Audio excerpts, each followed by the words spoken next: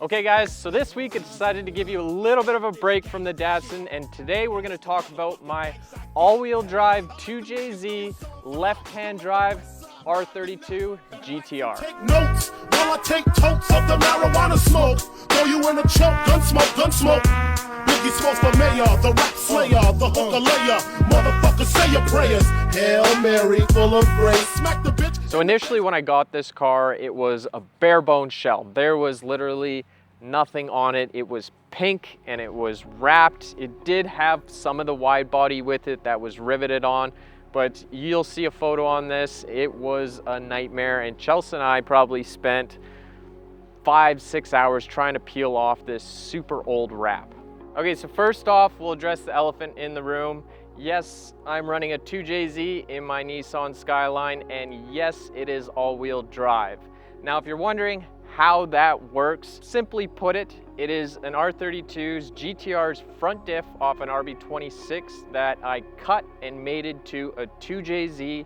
And for the transmission, it is still an R32 GTR tranny with a custom transmission adapter. All of that being said, I made it so that we could still run stock axles in this in case I have an issue with something or I need to replace it or upgrade it. There is factory options on it. So for this 2JZ, I got it as a bare bones block and built it up to be capable of 1,000 wheel horsepower. Right now, I'm not sure what it's making for power, as it's only been tuned for 8 pounds and I'm running like 16 pounds of boost or something in it right now. This exhaust manifold for this to make it a bottom mount turbo was actually a CX Racing knockoff China manifold that was a top mount manifold that I cut up and used all the pieces off of that to make it a bottom mount turbo. And the turbo in it is a 6871 comp turbo that is oilless, because this turbo is on such a heavy angle that the turbo I had in before would constantly leak oil, and this is oilless, so that is not a problem anymore. That's the engine setup, being an all-wheel drive 2J, and around that we have the engine bay, which I have kind of half tubed and half flushed in, so it kind of looks, the goal for it was to make it look like the engine is kind of floating.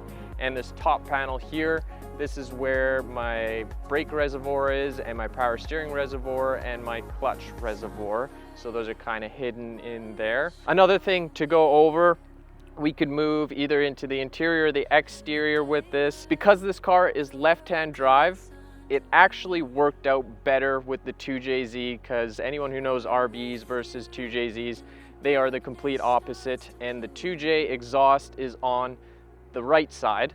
So now running the car left-hand, I actually had room for the steering shaft without too much modification. So for the interior on this, obviously because it's left-hand drive and these cars never came left-hand drive from factory, I built a full custom dash for it, a custom center console, and built these custom door cards for it to kind of tie it all in more of a boxy look. Was kind of what I was going for with this custom stitching that's kind of abstracty. For gauges in this car, I just have switches and a digital display with a Google CarPlay, Apple CarPlay, and then down here is my four-wheel drive controller. So I had to get a separate controller for that so I can switch into two-wheel or four-wheel drive, just to do some burnouts or whatever. You never know what you get up to. Sparco seats, just the bot stuff, Sparco shift knob, and a steering wheel.